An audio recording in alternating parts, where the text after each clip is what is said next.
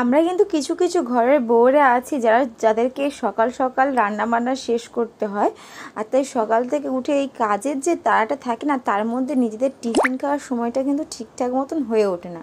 এর জেরে আমাদের হয় শরীর খারাপ, আর আমাদের শরীর খারাপ হওয়া মানে তো সংসারটাই অচল হয়ে যায়। তার জন্য আমি সকালে শর্টকাটে কিছু টিফিন করে থাকি। তার মধ্যে একটা স্মুদি আছে, সেটা তোমাদেরকে এর আগের ভিডিওতে দেখিয়েছিলাম।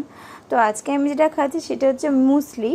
তো এটা আমি আমাদের কুলবি মার্কেট থেকেই কিনেছিলাম। আর তোমরা যদি নাম জানতে চাও তাহলে আমি বলে দেবো এটা কোন কোম্পানির।